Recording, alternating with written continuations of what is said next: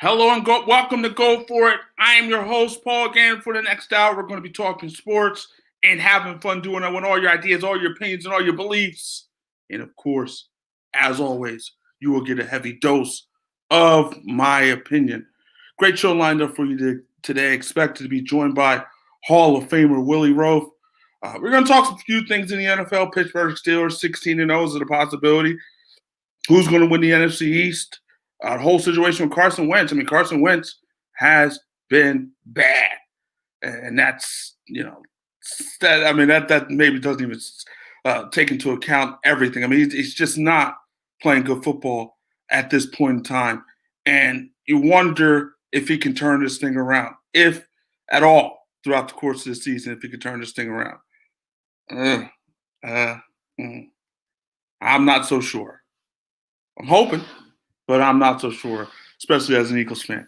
But we'll get to all that. We got a lot to talk about, so let's get right down to it. NBA free agency, and that's hot and heavy. And here's the thing about NBA free agency. It comes in fast, and it goes out. I mean, it's fast. NBA free, they don't mess around. They don't play around. They sign, and they sign right away. I mean, there's not much playing around when it comes to NBA free agency. So the NBA, year in and year out, they do this. And here's the thing about this particular free agency class. It wasn't a big-time free agency class. It wasn't like last year we had Kawhi Leonard out there, right? It wasn't like that. I mean, so, this one, just an okay one. Again, not a lot of stars out there for free agency. And that's the beauty of NBA free agency. You get stars out there, so it makes it exciting. You get a LeBron, who maybe the best player in the game, who will become a free agent. You get a Kawhi Leonard, who is maybe one of the best players in the game, who becomes a free agent. That doesn't happen often in the other sports, as often in the other sports, I should say. It happens, but not as often as it does in the NBA. So it should be interesting. Here's the thing. A lot of, not too many surprises. Certain teams, you could argue have gotten better. Certain teams maybe worse. Who knows? But to me, the biggest thing that's going to happen in this whole free agency thing is what happens before December 22nd, or maybe even on December 21st, and as it is with Giannis Antetokounmpo. It should be interesting to see what he does. He has an opportunity now to sign a supermax contract with the Milwaukee Bucks at $250 million, 5 years, $250 million. That's a lot of money. That's the supermax. And Giannis has an opportunity to sign that supermax right now, and all the way up to December 21st. He has an opportunity to sign that supermax. And if he signs the supermax, he stays in Milwaukee. He's 25 years old, so I can't say he's going to stay in Milwaukee for the rest of his career, but he's going to stay a long time in Milwaukee if he signs the contract. Now, if you're Giannis, you got a lot of questions to ask. You say, well, this team they're trying to build something for me. They did bring in a Drew Holiday. That helps. That's an upgrade over Eric Bledsoe. So you got that into the mix. They tried to get Bogdanovich. That didn't work. From Sacramento, that didn't work out for Milwaukee. But I will say, with Holiday, with Middleton, and Giannis, it's an upgrade. Over what they have. But I will say this. If you're the Milwaukee Bucks, no matter what Giannis does, if Giannis says on December 21st, I'm not signing this supermax contract, I'm going to go opt out at the end of the year and take my chance with free agency. If you're Milwaukee, you just stick with Giannis at that point and you go for the championship. You go for the chip. You have no choice at that point. Because here's the thing with Milwaukee. It's not a free agent destination. So if Giannis walks out that door at the end of this year, well, you're probably in rebuild mode, a la the Cleveland Cavaliers when LeBron James left the first time. And even the second time when he left. I mean, it went from you going to the NBA Finals every year, winning a chip, I should say, to you now being in the lottery. And so if you are the Milwaukee Bucks, you're not a free agent destination, you have to draft well. And that's the way that you can make it. You have to draft well. And you did that. And you got Giannis. You drafted well, and you got a stud in Giannis Antetokounmpo. Now you have to find a way to keep him. He's 25 years old. There are some flaws in his game. As two-time MVP, as great as he's been these past 2 seasons, there are flaws. Last year he battled injury. And ultimately, when it comes to Giannis, the jump shot, it is a question. It's functional, but it's not great by any means. It's not great. So while the jump shot is functional, it's not great. And so Giannis has went out in the second round this year, went out in the conference finals a year ago. So it's not all perfect there. It's not all perfect. But I will say this, if you're the Milwaukee Bucks, you have to go for it. It's that simple. You have to go for it. And whatever happens, happens. Now you could ask this question. What if the Milwaukee Bucks feel like by the trade deadline, they feel like, well, I don't know if we can win a championship the way we're presently constructed. Do you at that point start entertaining teams in terms of a trade? Do you talk maybe to the Miami Heat? Hey, you want to look at Giannis? Do you talk to other teams about Giannis to see what you can get? That's a good question. I don't know at that point. I think you still have to try to go for it. You got to go for it. Because, again, if you don't get it, and if Giannis leaves town, it's rebuild anyway. So you might as well just put all your chips into this season, a la the Toronto Raptors, what they did with Kawhi Leonard when they traded DeMar DeRozan. They put everything into that season.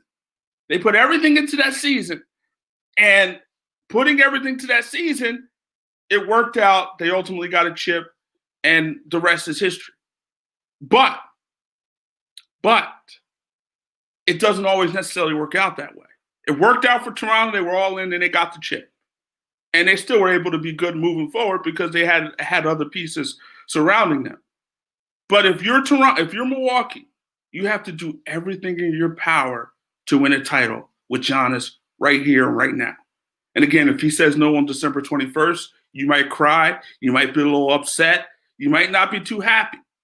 But at the end of the day, you still got to take Giannis, Middleton, Drew Holiday, and try to get yourself a championship. It's that simple. Because it's difficult to build a contender in Milwaukee because it's not a free agent destination. So again, you have to find a way to draft the best way possible so you can just bring in talent and develop that talent with the goal that ultimately you can win. I mean, you look at Milwaukee. Remember 2001 when they had that group together of Cassell, Ray Allen, and Glenn Robinson? Well, they drafted Glenn Robinson. They drafted Ray Allen. So both of those guys were homegrown talent, okay? So they were homegrown talent there in Milwaukee. So they were able to keep those guys for a period of time and ultimately put themselves in position where they had an opportunity to possibly get to the NBA Finals in 2001. So they drafted well in that particular season, and they put themselves in position to possibly win a chip. So that's what you got to do when you're in Milwaukee. When you're in a place like Milwaukee, those are the things you have to do. You have to draft well. We're in a place like Minnesota. You have to draft well. It's not a free agent destination.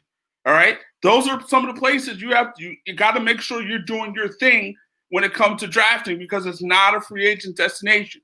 So you got to draft well. Cleveland, you got to draft well. You look at the Cavaliers, the reason they had success because they got LeBron James with the #1 overall pick. And from there, LeBron gave them a lot of success, and LeBron is a hometown kid.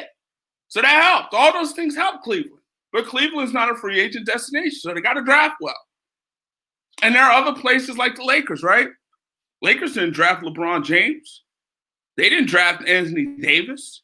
But guess what? They got him because LA, the Lakers and the Clippers are free agent destinations. It's Los Angeles for crying out loud. So those places are free agent destinations. So, of course, you got to draft well. It's always important. But you might not have to draft as well if you're living in Los Angeles, if you're playing in Los Angeles. Or in Miami, another place that's a free agent destination. People love South Beach. People love Miami, right? Obviously, you have to draft well. It helps. But as we saw with that big three of LeBron, Wade, and Bosh, only guy they drafted out of that was D. Wade. The rest, LeBron and Chris Bosh, came through free agency. So the point is, you have to draft well. You got to do it. You got to do it. And if you're in Milwaukee, you got to do it if you're in Cleveland. You got to do it if you're in Sacramento. Look at Sacramento when they had that success. Ultimately, it was a trade that brought in Chris Webber. When they brought Chris Webber in, guess what happened? They started, having success. Webber, Divock, Christie, Mike Bibby. They made some trades along the way. But again, it was help that Chris Webber came to Sacramento. That helped. So at the end of the day, you got to draft well if you're in Milwaukee, if you're in Cleveland. And with Giannis, if you have an opportunity to win the chip, you got to be all in and get the chip. That's it. It's that simple. You got to do it. You have no choice. So, and we'll see what happens December 21st. He has up to December 21st to make the decision. You wonder if he's going to leak that decision earlier than that, but he has December 21st to decide whether or not he wants to sign a supermax with Milwaukee or decide that, hey, I want to be a free agent at season's end and I want to go from there. We'll see what happens when it comes to Giannis. So we look at also one of the big things that came out of NBA free agency, wasn't even free agency, was what happened with Klay Thompson. Klay Thompson, a guy who came off of torn left ACL, and then he ripped his Achilles. I know a little bit about that. Ripped my right Achilles 3 years ago. So let's hold that for him. We're going to bring Willie Roaf in, so let's bring him in. All right, Willie. How you doing? Good, you? Good.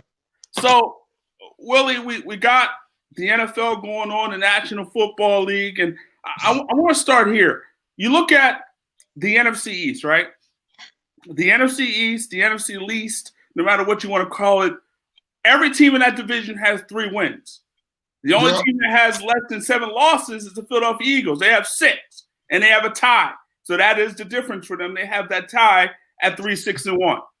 Mm-hmm. Looking at, there's a lot of different things to look at. To me, if I look at who I think is the best team in the NFC East at this point in time, I got to say the New York Giants. But they're not a good football team. I got to say I think it's the Giants. But I almost think the Eagles are still going to win this division. How do you see it? I don't see it that way. If the Cowboys' defense continues to improve and Andy Dalton stays healthy, I like the Cowboys. Like the Cowboys? I think if they can run the ball with CeeDee Lamb and them, that was a big win against Minnesota the other day. But that defense for the Cowboys has picked it up. They got that kid back that was suspended.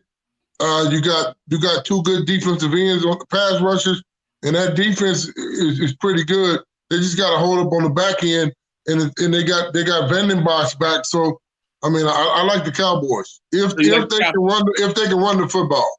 If they can run the football, okay. Let's look at this. Let's look at this. We look at.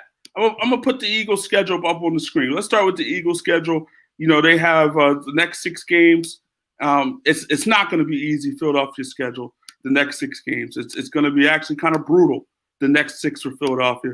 So let's do this. Let's do this and share what we got to share and put it up, and we can take a look at it. So we look at the Eagles' schedule, right? Let's look at the Eagles' schedule. It's up there. That's a tough schedule.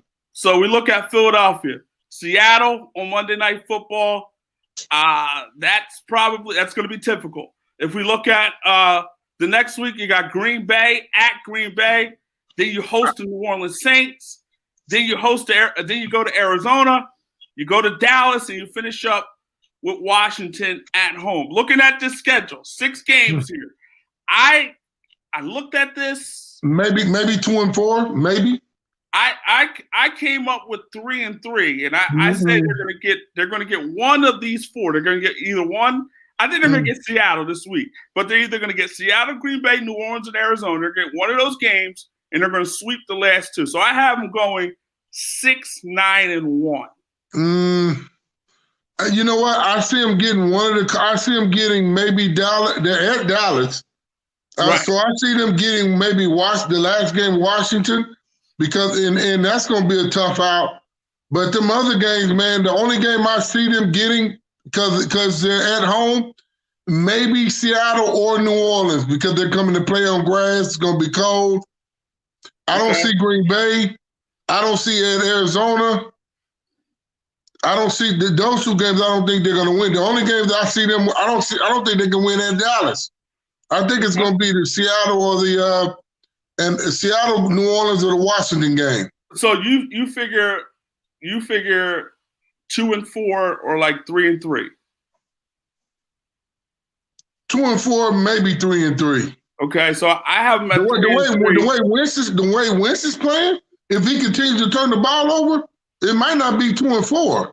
That's true. That is true.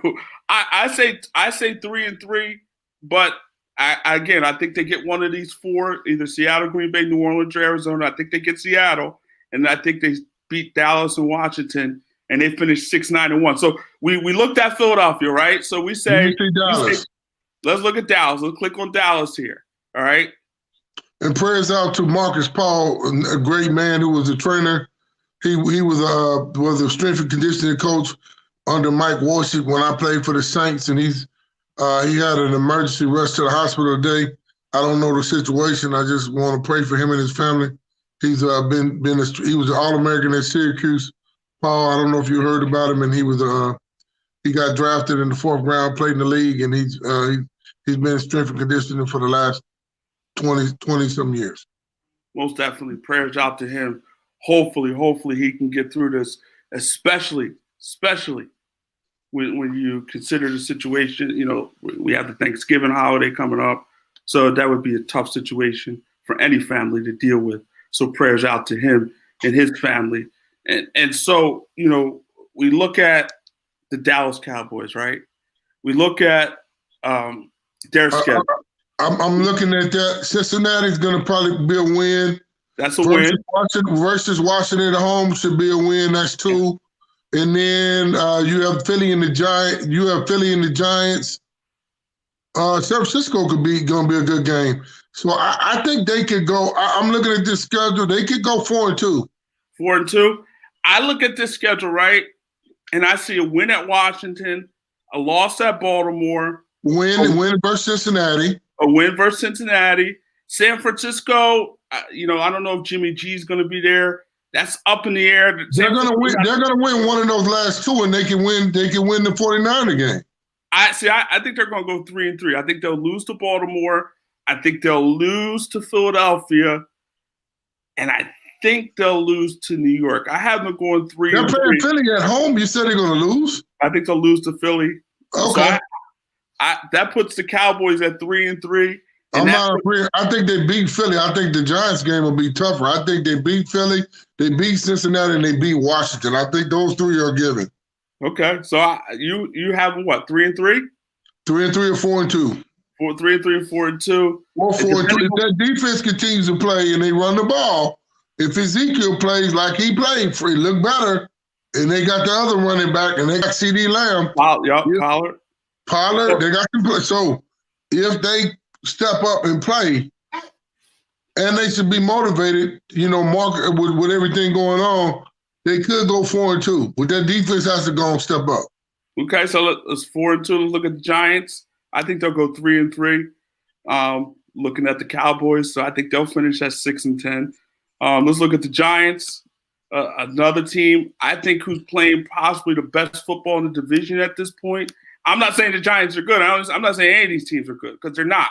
None of these teams are good, but I think the Giants are playing the best football in the division at this point, and that's not really saying much, but it's saying something. Who they got?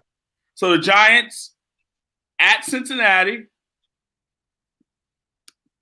without Joe Burrow. That's a win. That's a win. At Seattle, I think that's a loss. Arizona at home. Probably a loss. That go either way. Cleveland at home. I think that's a win. That can go either way. I think they could go 2-4 looking at this. Seattle's a loss. Arizona, Cleveland, and Baltimore could all be losses. So the only win I see is Cincinnati. Possibly they could go. They got a tough schedule. I see 2-4 right there. I see 3-3. Maybe 3-3. Maybe 3-3. Maybe. I see a win at Cincinnati. I see a win over either Arizona or Cleveland, and I see a win against the Dallas. So I put them at 3-3. That's 6-10. In my opinion, that's 6-10. Let's look at Washington. I look at Washington. I think Washington has to. I think Washington's going to have a tough road. I know Philly's going to have a tough road as well. Don't get me wrong, but I think Washington's road is going to be just as tough. Let's look at it. So we have Washington now at Dallas. I think they lose. At Pittsburgh, I think they lose. At San Francisco, that's questionable. It's up in the air. That's a tough one. That's a tough one. Seattle at home. That's another tough one. Lose. Carolina at home. That's a tough game. They can go either way. And at Philly to end it. That's a tough schedule. 1-5, maybe. That's what I say. 1-5, 2-4 if they're lucky. Yeah. So based on the way I look at it, this is based on the way I look at it. And you might be surprised, but you might not be surprised. I think the Eagles get it at 6-9-1. We'll see. 6-9. I'm going Cowboys. I'm going Cowboys. You're going Cowboys, okay? So I think the Eagles do it at 6-9-1. But that's probably some wishful thinking on my part. But you talked about Carson Wentz, right? And Carson Wentz has been hot garbage. I mean, let's be real. And hold on, Paul. I'm not gonna blame that.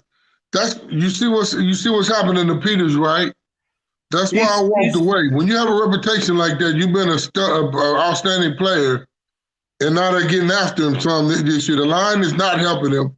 They're getting beat. They got guys out there that are too old or can't play.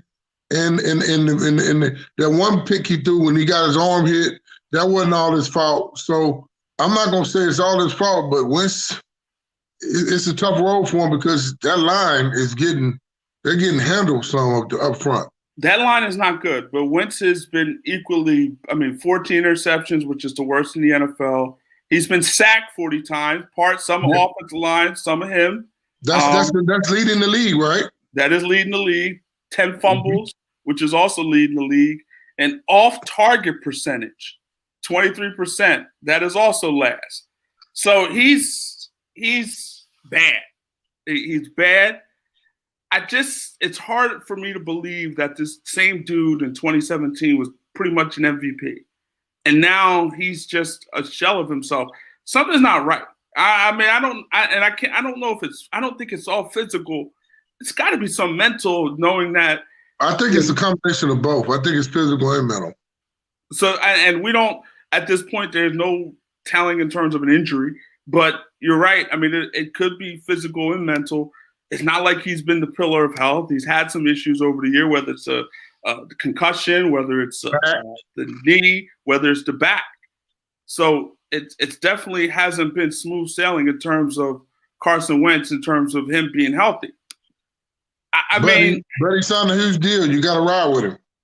They do have to ride with him, but at the same, and they're stuck with him for at least another year probably. And then, at that point, they did draft Jalen Hurts, and they did draft him for a reason. It's not like there's a reason why they drafted Jalen Hurts, and for whatever, it's not just to be a gadget guy. It's just not that. So there's a reason why they brought in Jalen Hurts, and whether or not he is going to be the heir apparent to Carson Wentz at some point in time, some people believe it should. Well, do you think they should go? Do you think they should have a QB change at this point, or do you let Wentz ride it out and try to get to the playoffs with Wentz? I think you need to implement Hurts and get him on the field more. More, okay, all right now. Okay. Kind of what the Saints have been doing with Hill. Right. I mean, you get him on the field more. Right. They're watching him in practice every day. Let him practice with the first guys. See what he does. Because I'm gonna tell you what happened. Jameis was supposed to start. Obviously, I don't think he looked that great in practice, and they went with Hill. And look what Hill did. Because they're watching guys that practice every week. So he needs to get more reps with the ones. I'll say that.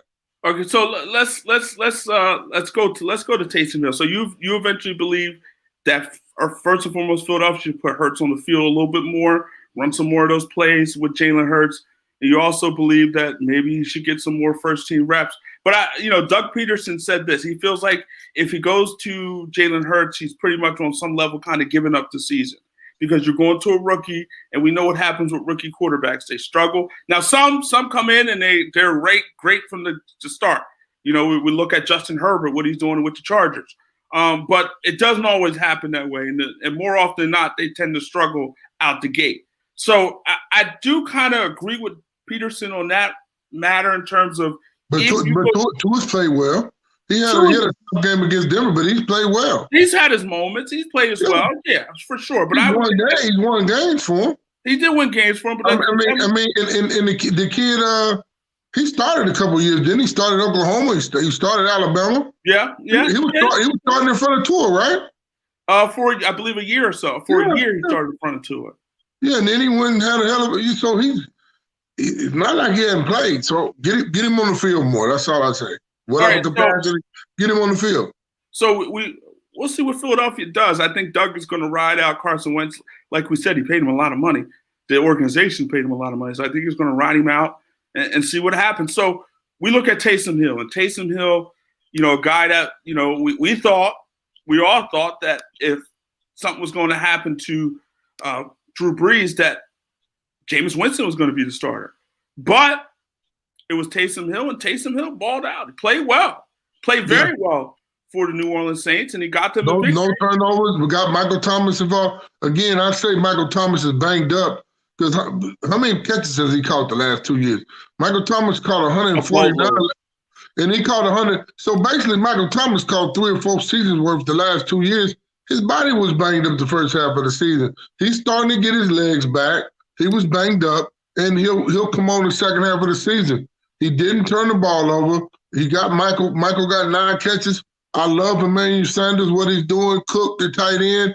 It looks like it was a good move to sign Lamont Murray to complement Kamara because Ingram slowed down a lot. I think he might be done in Baltimore. So that offense is clicking, and it's with a good offensive line, which the Saints have, you can put a good quarterback back there and make them look better.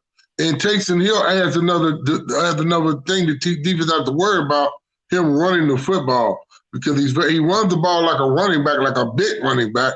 And as he plays, he'll get better as a thrower. So, based on that performance, it's only one game, but do you see him as the heir apparent to Drew Brees? I mean, it's kind of hard to say. I got to see more. Yeah, it's difficult to say. And it's not like Atlanta is one of the best football teams in the league to begin with. They're not a great football team at all. So it was impressive, Hill, what he did. And I thought, at some point, while Jameis, we all thought it could be Jameis who would start, I think it kind of was the right move because I think, you gave Taysom Hill 2 years, $21 million. You kind of got to see what he can bring to the table at the quarterback position. And I think it's the time that you do it at this point. And he may not be the guy, but I think you have to take a look to see if he can be that guy. But if you're Jameis Winston, and how would you be feeling at this point, knowing that you got, they went to Hill instead of you? Got to keep getting better. Got to not turn the ball over in practice. Got to keep fine tuning his game. If I'm him, I'm sitting back learning from one of the best to do it, Drew Brees. And how accurate he's been. He's probably been the most accurate quarterback over his course of his career. So I'm learning and I'm watching and I'm working on my craft and I'm getting better. You can't be upset because you were number one pick. You had the reins in Tampa Bay. I mean, he made $20 million last year. So you gotta wait your time. And when your time comes, whether it's New Orleans or whether it's somewhere else, I will say this: if Tom Brady decides to walk away, I think Jameis should sign back with the Saints and back up Hill and see what Hill does. I think he should stay in New Orleans if Drew Brees walks away after this year and possibly be the second string and get some money. And if something happens, he can maybe get that job. I think he needs to stay around there with Sean Payton. So if you're Jameis Winston, no matter what happens the rest of the way, well, if Drew Brees does walk away, you stay in New Orleans. Unless he gets a starting job somewhere, stay in New Orleans. And here's the thing also with Jameis. I mean, you kind of wanted this year kind of almost like a redshirt year in some respect to kind of get. I mean, but people forget that Jameis Winston is still only 26 years old. Mm-hmm. So like, there's still a lot of. He's not a scrub by no stretch of the imagination. Is Jameis Winston a scrub? And Cam Newton's only 31? Yeah. I mean, James. And then Cam played pretty good. Cam played good last week. I mean, he had that COVID situation, but Cam has not played bad this year. Cam he's got to throw the ball better, but Cam has not played bad this year. He's giving him a chance to win with limited resources at his disposal. But I mean, he didn't play bad. He's played pretty good under circumstances. And when you consider that he doesn't have a lot of weapons, it hasn't been that bad. It hasn't been that bad at all. So you look at that situation. We talked about Jameis. We talked about Taysom Hill. And again, maybe it would be a good situation for Jameis if Brees walks away to stick around in that situation. He is only 26 years old, but it's kind of bad for him. Not bad, but it's kind of sucks on some level because you wanted this opportunity when Drew Brees went down that you can go in and make some plays on this offense and ultimately get yourself a payday, a la Teddy Bridgewater and what he did. So from that standpoint, it kind of sucks, but. At the same time, he still is only 26 years old, and he could still, learn from a guy like Sean Payton and hopefully get better. So looking at this situation with Joe Burrow, number 1 overall pick of the Cincinnati Bengals goes down, the ACL, MCL. There's talk that he could possibly miss parts of the next season as well. I look at that situation, and I look at the situation with Trevor Lawrence, right? And, there was talk that Trevor Lawrence there might have been a level of reluctance to declare because he doesn't want to go to the Jets.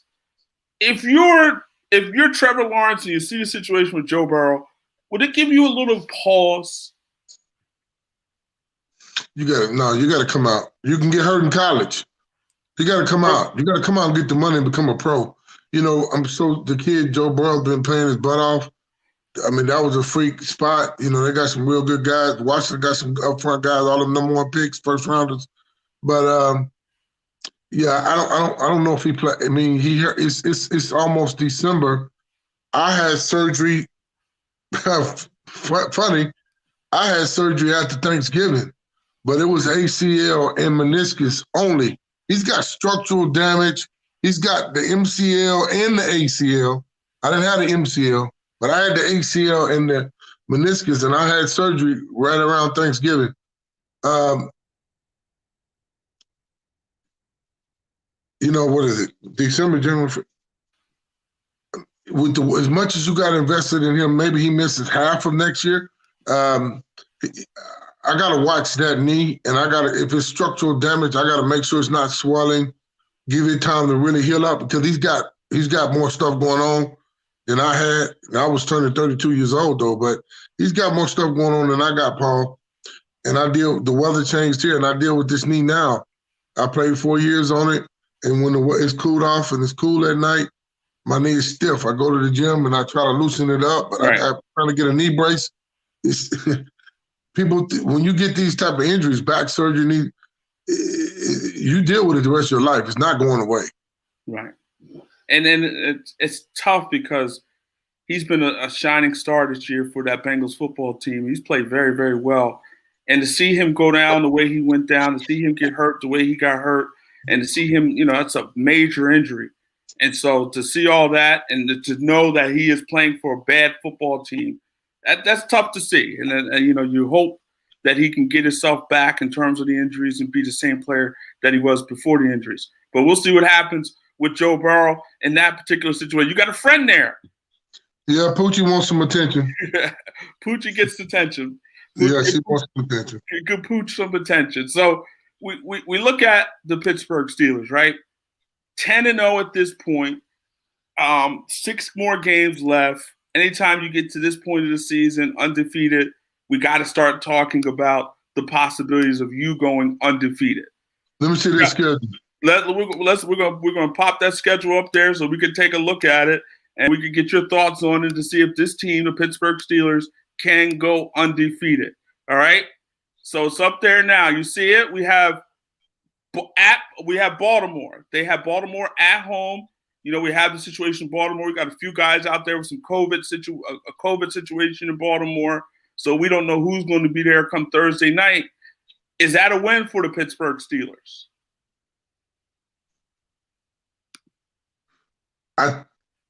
The way they're playing, they just went to Jacksonville.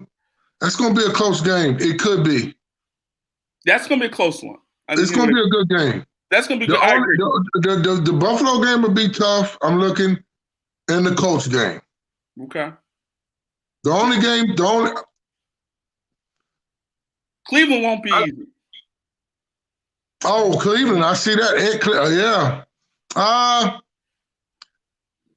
14-2. 14-2. Okay. All right. All right. So let's go hypothetical, right? We look at the Pittsburgh Steelers. Let's say they go 16-0, and they were the Kansas City Chiefs in the playoffs. Would you favor the Chiefs over the Steelers at this point? I'm not right now. Chiefs over Steelers? Yes. Not that defense. No. Okay. Andrew, will you come for me? No, I like Pittsburgh right now. If they got to go to Pittsburgh with Pittsburgh defense, I like Pittsburgh. All right, so let's go. Let's say they do go to Pittsburgh. We have the COVID situation. There's not too many fans in there. Doesn't matter. Does that change anything for you? It changes. I mean, it helps a little bit, but it still doesn't change a lot for me. It's going to be a tough out at Pittsburgh. Okay. All right. So anytime a team that has Patrick Mahomes, just what he did on Sunday night against the Raiders, and the plays that he made. I mean, how easily he just went down the field. I know it's the Raiders, not the Steelers, but man. It's hard for me, and it's obviously difficult to win back-to-back Super Bowls, but it's still hard for me to bet against the Kansas City Chiefs at this point. I don't care. Well, they almost went to the Super Bowl the year before. It's hard for me to bet against them, but that defense has got to step up. True. I mean, that defense has got to play a lot. The secondary's got to play better. They're banged up. They got Breland back, but they're banged up. I mean, they got to step up. So you don't think, looking at this team, the Kansas City Chiefs, do you still feel like they can outscore teams? Do you feel like they can still go into Pittsburgh and put up a 40-burger and win that particular game? They won't put 40 up in Pittsburgh, no. You don't think they can? Not 40. Okay. All right. 30, high 20s, not 40. I feel like this offense, even, it's going to be interesting. Like the Steelers, they're 10-0. Do you feel like at this point, if they get home field advantage, they're going to be your favorite? They're going to be a tough out. Okay. All right. That's fair. Well, now they got it. Like you said, they got to keep winning because Kansas City's only lost one game. So right. I don't know if they had the same record. Who gets the tiebreaker? I don't know how that works.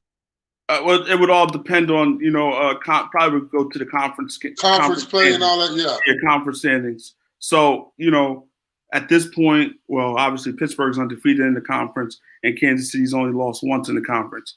I don't know. I think Kansas City, to me, can go into any place, any building, and beat any team.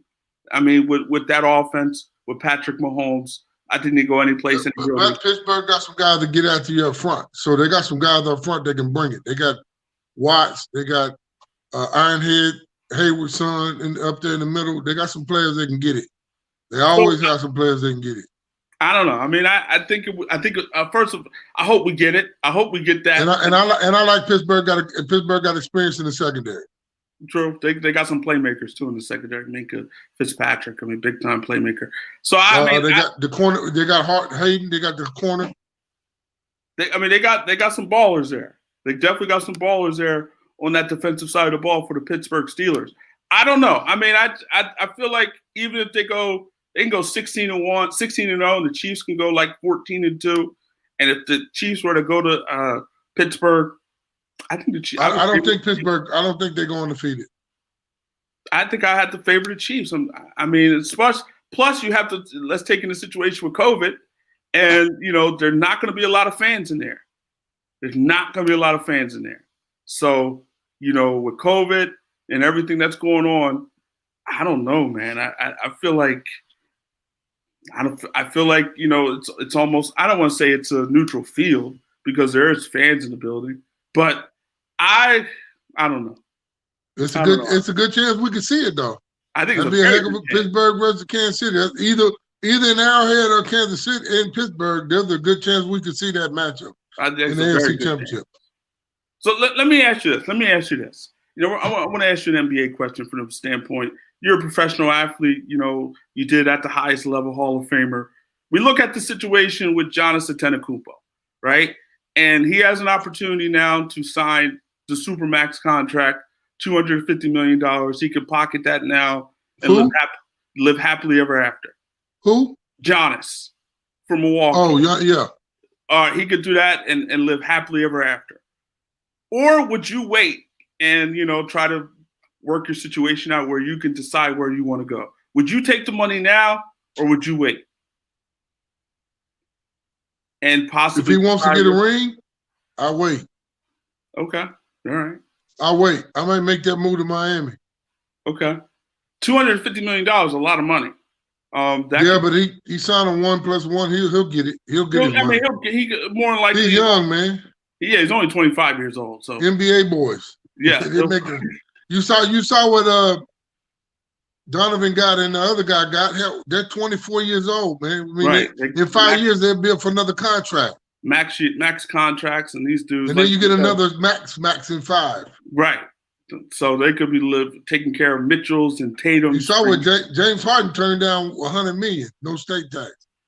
That's a lot of money. Well, let's bring it back to this standpoint.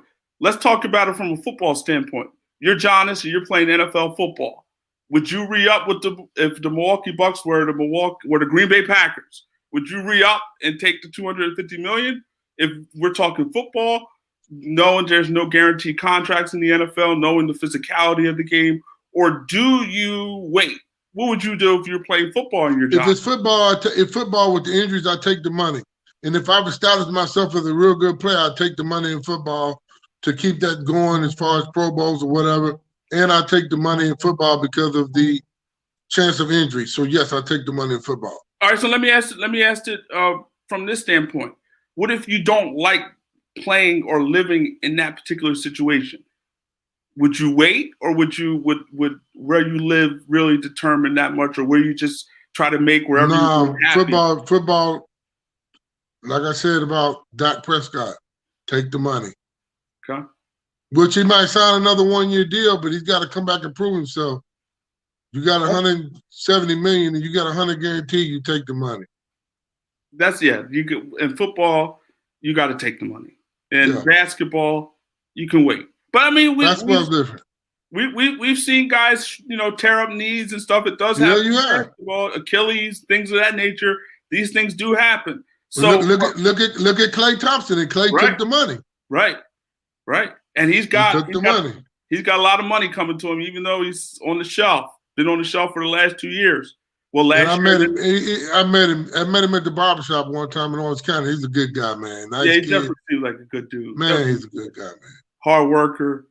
Just one of the best two-way players in the game. I mean, people, see all the shooting and stuff, but they don't realize how good of a defender Klay Thompson is. Long, tall.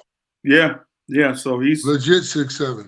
Now he's on the mend, and Golden State's chances of winning an NBA title are now gone.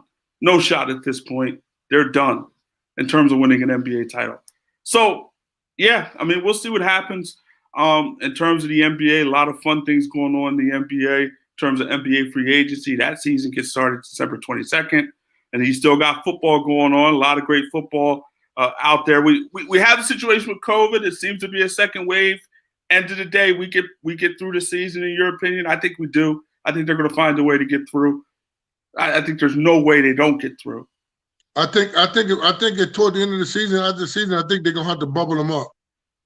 They're gonna have to put them in a hotel. I think the NFL needs the playoff teams need to go on so we don't have any problems in the playoffs. They need to bubble them up. Well, if we say bubble them up at this point, it could. So, do you say bubble them up in terms of putting them in hotels, or you say bubble them up and have certain venues throughout the country, certain venues? No, bubble them up and put them in hotels. Okay, so still keep the home field advantage and everything. Still keep the home field advantage, exactly, but bubble them up and keep them in hotels. You got protocol. You go from the hotel to practice. You don't really mingle with a lot of people. You get the hotel and keep it for the football team. Like what they did in the NBA, do it in all the cities for the playoff teams. Put them in a hotel, make them stay in the hotel till the playoffs are over. Okay, all right. I think the bubble idea, just a general bubble where just different venues throughout the country.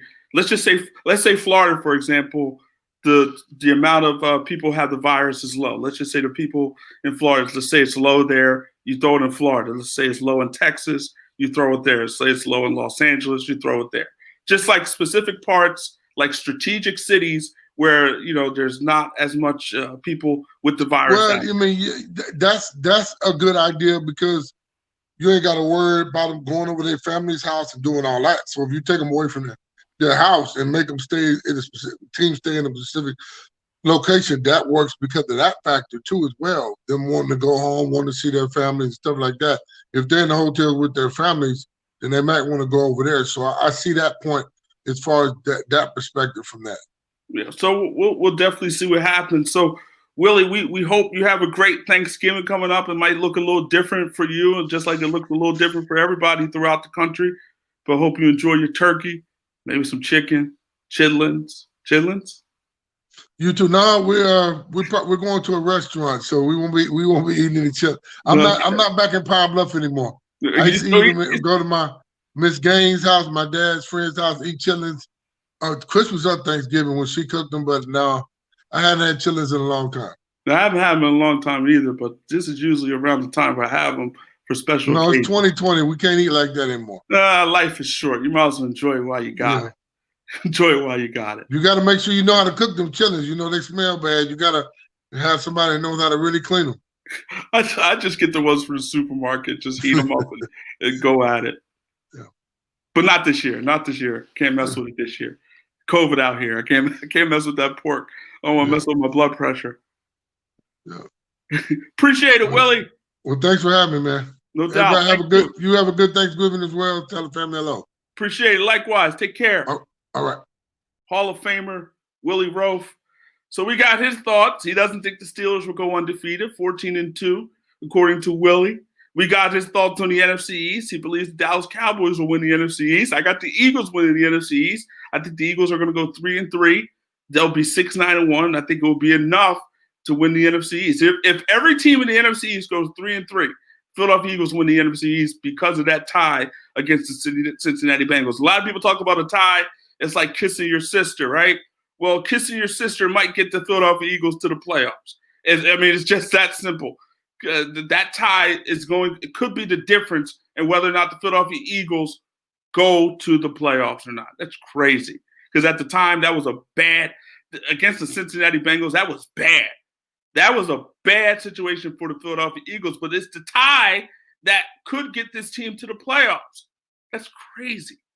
Now Carson Wentz has to play better. There's no doubt about it. The guy is getting sacked a lot. The guy's holding the ball a lot. The guy's throwing the picks a lot. He's fumbling the ball a lot. He's doing a lot of bad when it comes to Carson Wentz. And I don't know if I ever thought this. I know after 2017, I thought I could put Carson Wentz in that Aaron Rodgers, Drew Brees thing where, you got a guy, a franchise caliber quarterback that each and every year you got an opportunity to win because you have Carson Wentz. I thought he was going to be that guy. He wasn't. And so, it didn't turn out right for him. It didn't turn out good for him in terms of, 2018, he had some injury issues. 2019, he played well, got him to the playoffs, but he got hurt. But this year has just been something crazy. Something crazy. So we got TFJ Boxing. Make sure you check that channel out. Great YouTube channel talking boxing over there. Take the money in football unless you are Klay Thompson. Definitely. If you're Dak Prescott, you're probably kicking yourself right now. If you're Dak Prescott, you're probably kicking yourself. because you had an opportunity to make a boatload of money,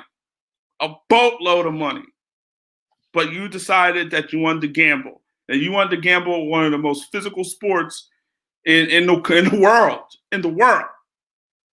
And he took his chances, and he lost. But Klay Thompson, he's got his money, he's good.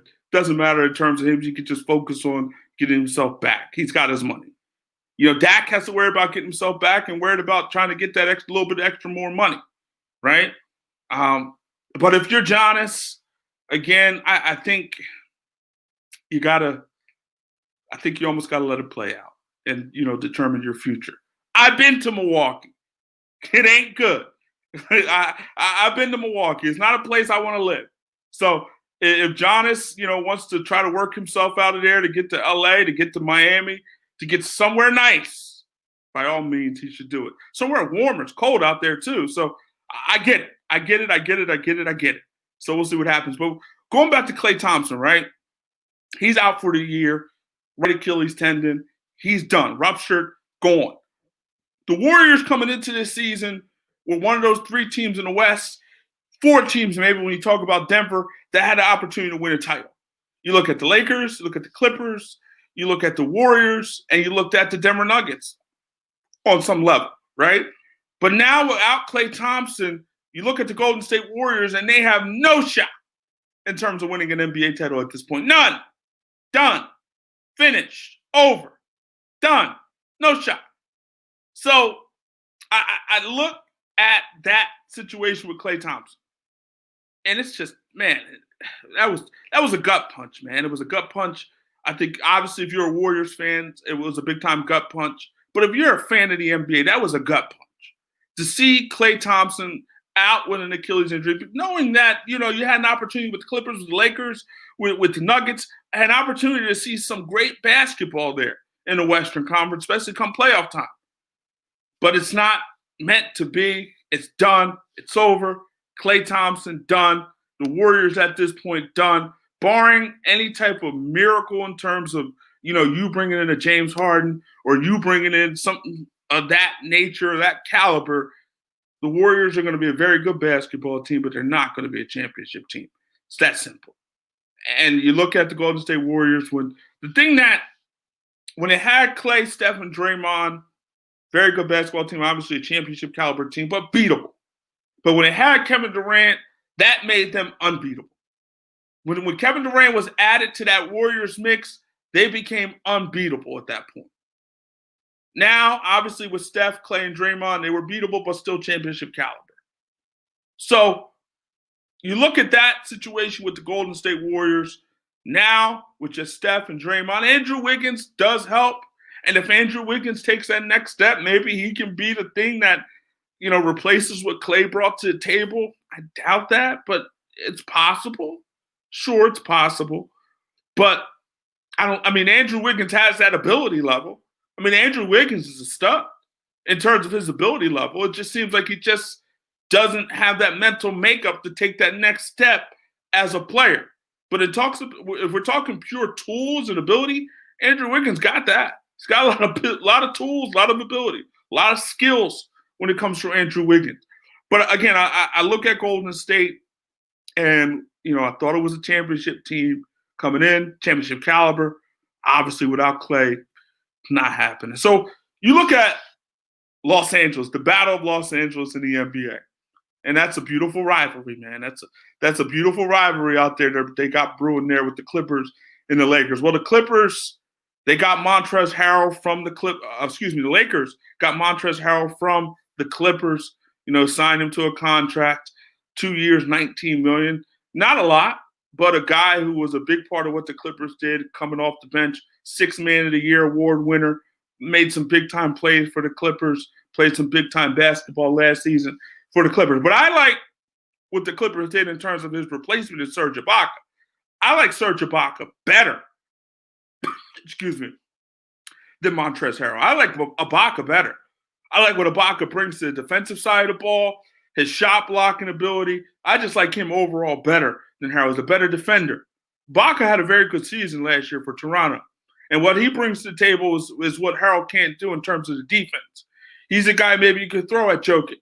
He's a guy that, you throw at him and maybe slow him down a little bit. So I think Ibaka to the Clippers, that's a good move for the Clippers. Very good move. You got the Lakers getting Marc Gasol. I mean, that's a good situation for the Lakers. Gasol is a very good defensive center. So getting him, it's a good move for the Lakers. So, the Lakers and the Clippers obviously are going to be two teams that are going to be there. And we wanted to see those two together in the conference finals. We wanted to see the situation where we had the Clippers and the Lakers in the NBA conference finals. That's what we've been waiting for all year long. And it didn't happen. Well, we had the situation at the shutdown. That kind of messed some things up. And then after the shutdown, you had the situation, with the Clippers ultimately not playing good basketball when they got into the bubble. And ultimately, playoff P became a shell of himself. He played awful. And, they just froze in that game 7 in that fourth quarter. I mean, it was brick by brick by brick by brick, and they were building a house. Those Clippers were in that fourth quarter in that game 7. So Clippers, Lakers is what we wanted to see and is what we could possibly see this season. So we also look at the Philadelphia 76ers and another team, Daryl Morey, Trader Daryl, out busy, making moves for the Philadelphia 76ers to try to solidify that roster and make that roster better this particular season. I think on paper he has done that to this point. I mean, trading Al Horford was a Christmas miracle. I mean, he had 3 years, $81 million left on his contract at the age of 34. So that was a Christmas miracle to be able to get him and pass him on to the OKC. So getting him out the way. You got his contract off the books. So you get a Seth Curry. You bring Seth Curry in. You trade Josh Richardson to Dallas for Seth Curry.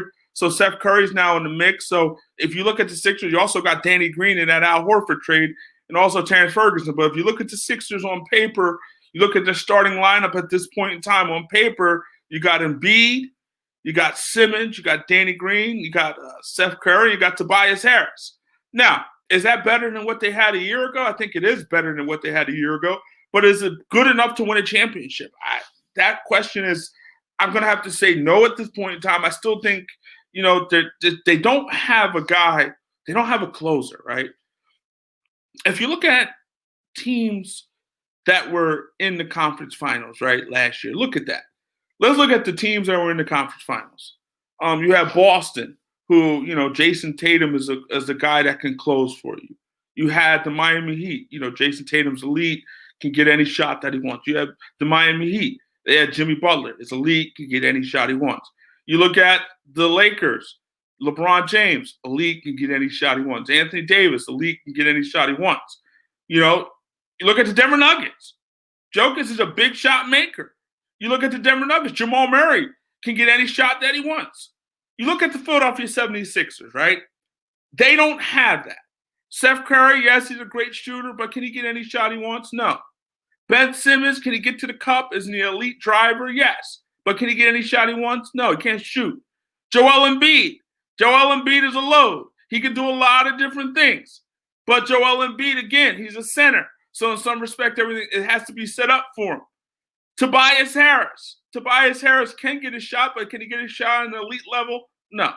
So I look at the Philadelphia 76ers. Danny Green, no. He can't get a shot at an elite, can't get his own shot at an elite level. So I look at the Philadelphia 76ers and I say, well, it's still not a closer. There is still not a closer with this team. And I just said, the Lakers, conference finals, LeBron. I still said the Nuggets, conference finals, Jokic, Jamal Murray. You look at the East, Butler. You look at with the Miami Heat, and then you look at the Celtics with Jason Tatum, right? And you look at the Clippers, another team that many believe should have been in the conference finals, even the NBA finals, even won a championship. Clippers, Kawhi Leonard, Paul George, guys that could close. So the Sixers at this point, it's almost closer by committee. And I don't know if that's good enough. I don't know if that's good enough for the Philadelphia 76ers to have a closer by committee. I don't think the guys that I named in terms of Simmons, Embiid, Tobias Harris, Seth Curry, Danny Green are elite shot makers. They're not. And have, the ability to create their shot at an elite level. They can't. So, as I've said here numerous times, and I repeat myself, if the Houston Rockets called and said, yes, James Harden for Ben Simmons, I say yes. No doubt about it. I would say yes. So, again, Philadelphia, on paper, they're better. Obviously, the fit with Al Horford didn't work. It didn't work. Josh Richardson, he's solid, and I think he'll flourish in Dallas.